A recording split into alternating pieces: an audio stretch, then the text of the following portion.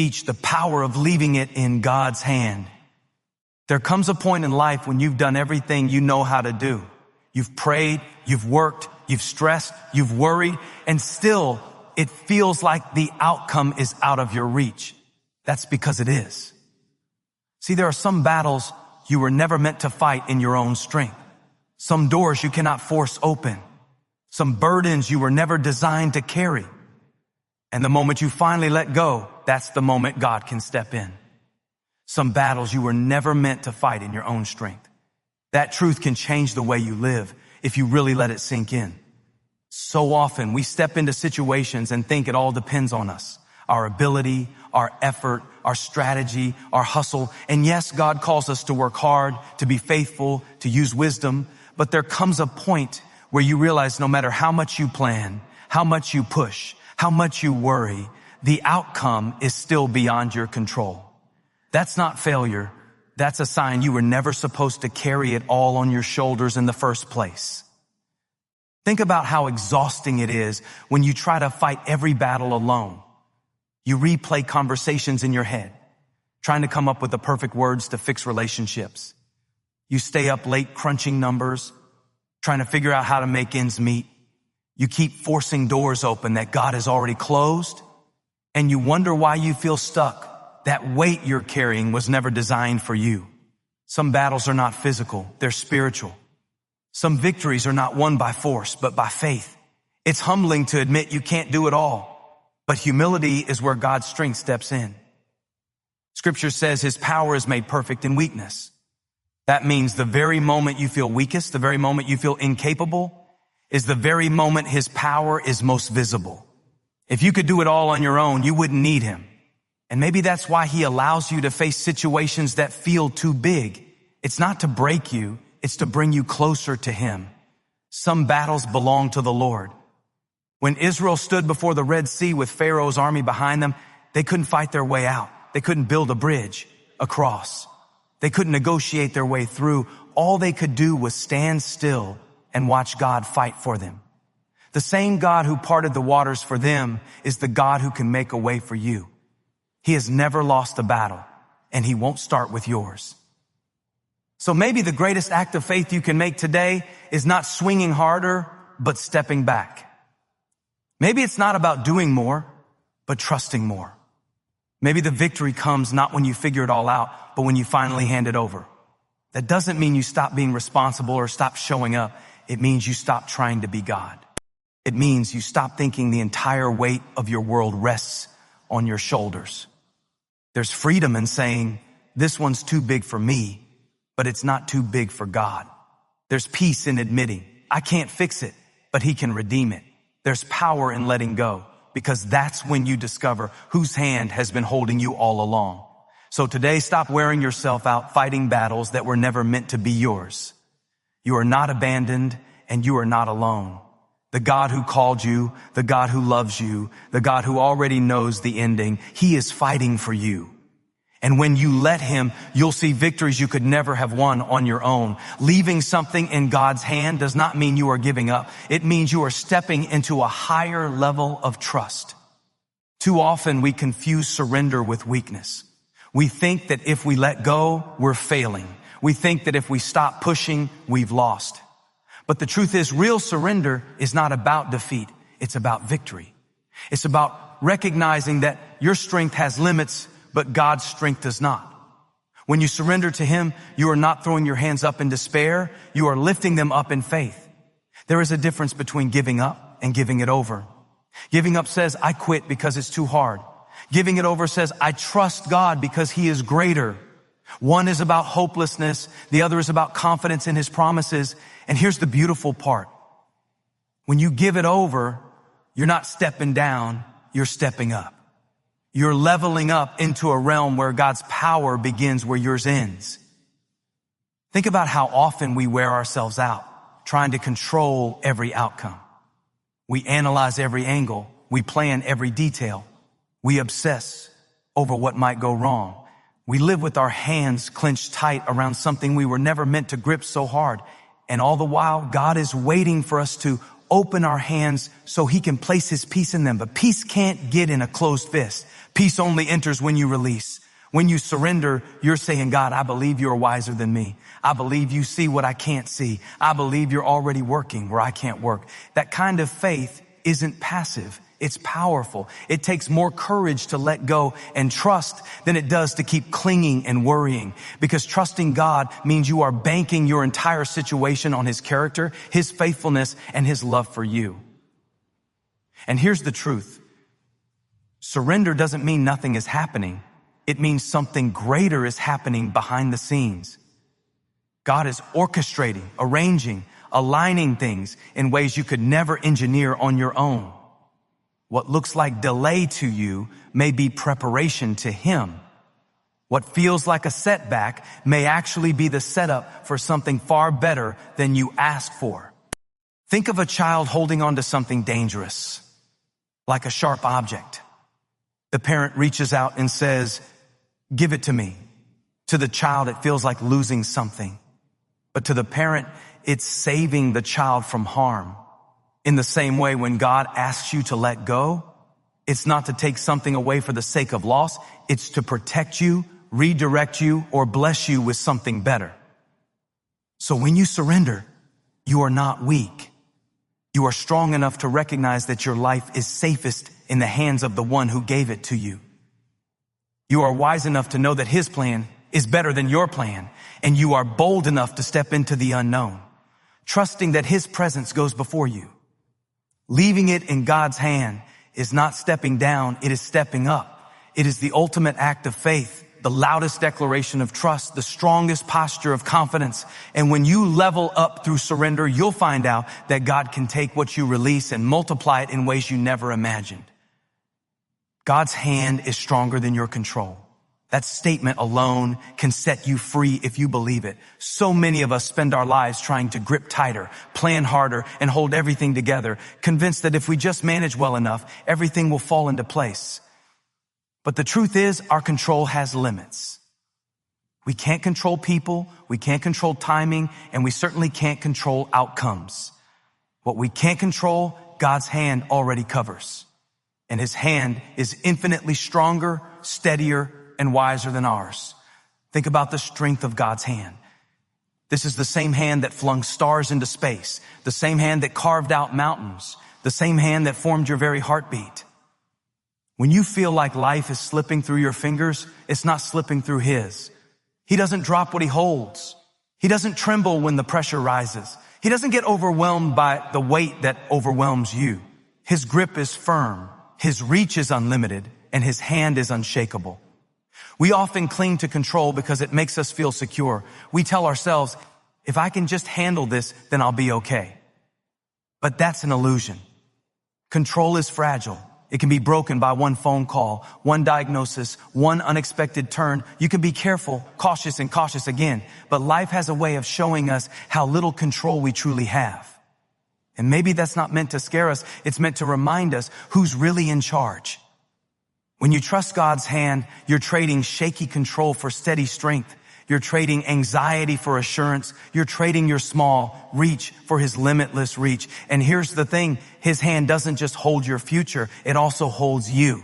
Isaiah says He has engraved you on the palm of His hand.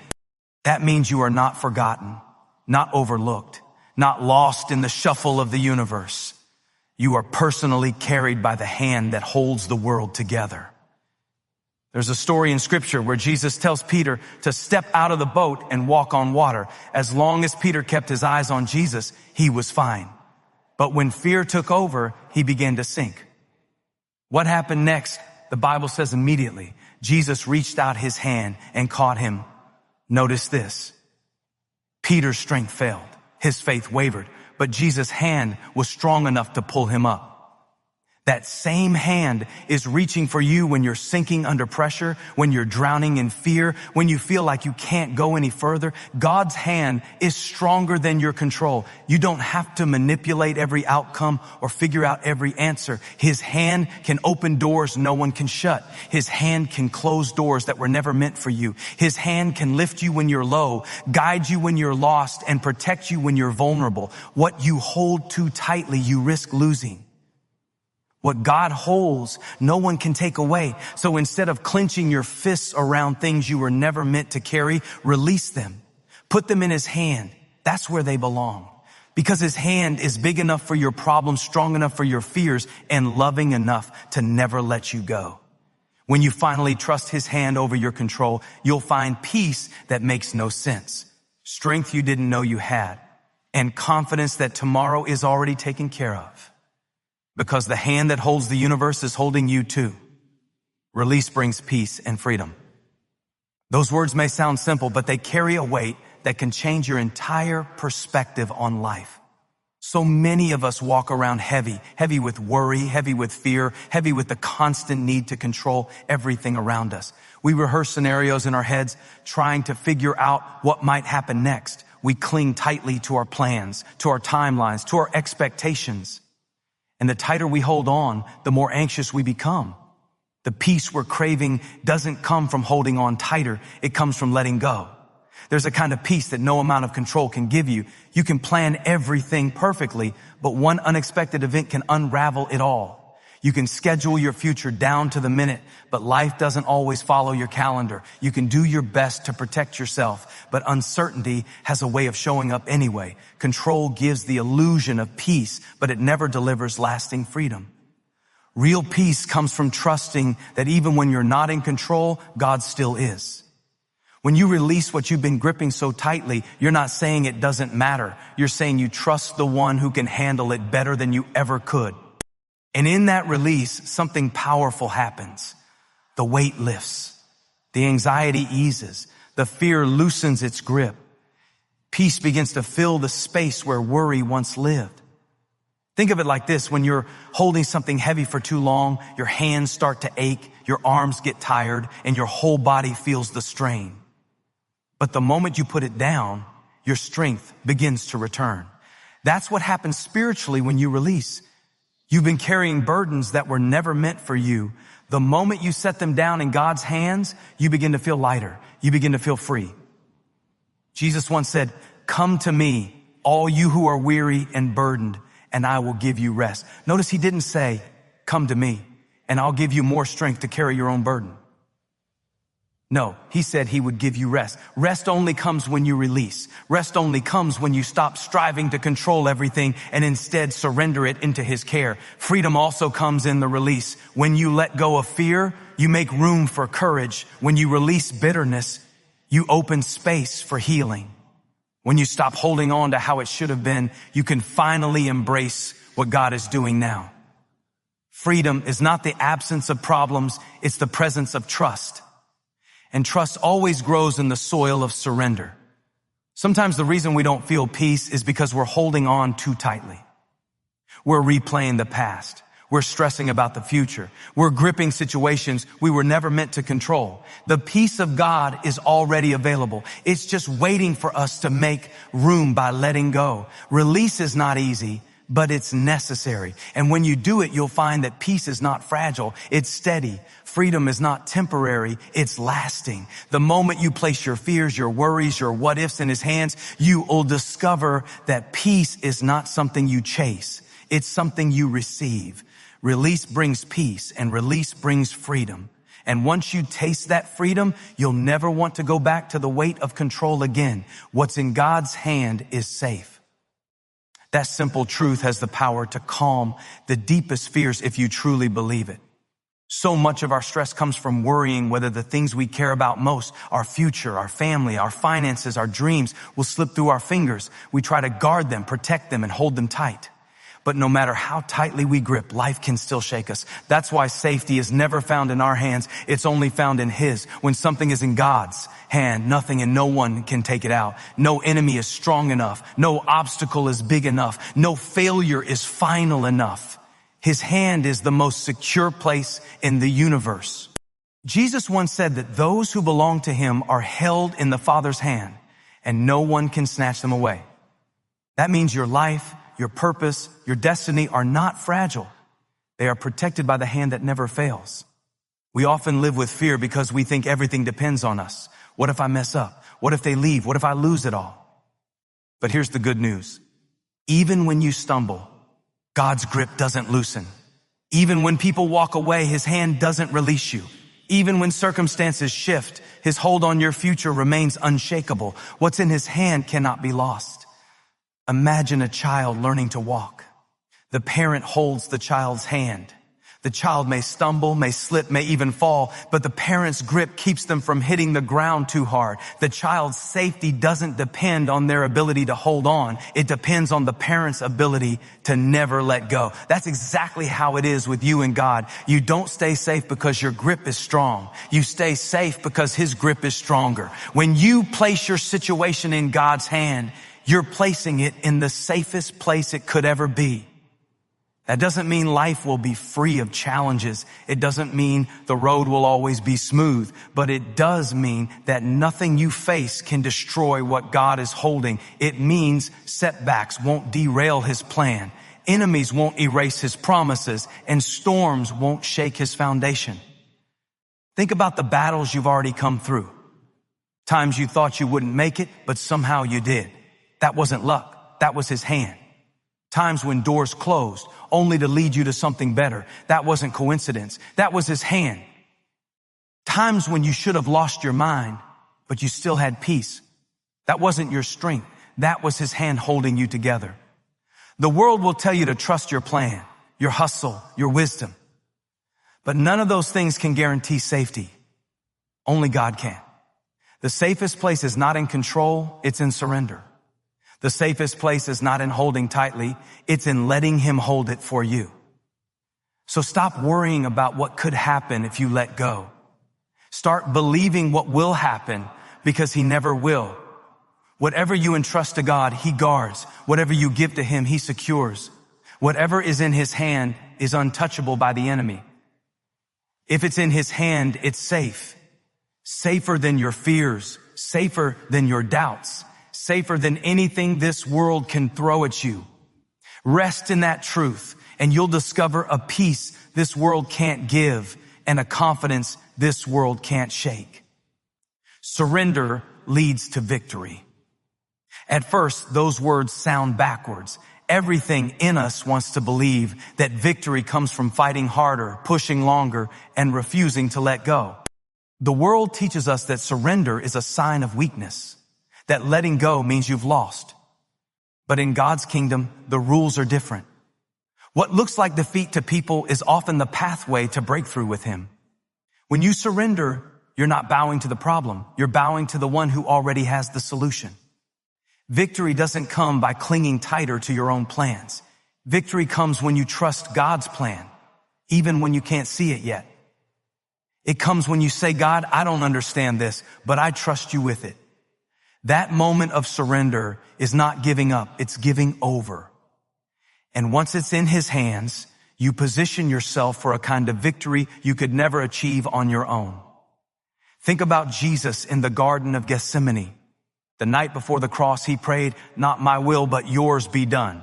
In human terms, that prayer looked like surrender, like giving up, but in reality, it was the doorway to the greatest victory in history. By laying down his will, he overcame sin, death, and the grave. That same principle is true for us. When we lay down our will, God can raise us up into victories we never imagined. The truth is, our attempts to control often keep us from victory. We strategize, manipulate, and overthink, believing that if we can just handle everything, we'll win. But our control has limits. It can only take us so far. Surrender, on the other hand, takes us into a dimension where God's limitless power is at work. When you release control, you're giving God room to do what only he can do. Open doors, move mountains, change hearts, and turn situations around. Victory through surrender doesn't always look the way you expect. Sometimes it looks like peace in the middle of chaos. Sometimes it looks like joy, even when circumstances haven't changed yet. Sometimes it looks like the strength to endure when you thought you'd collapse. And other times, it looks like miraculous breakthroughs that remind you only God could have pulled this off. Surrender is not passive, it's active faith.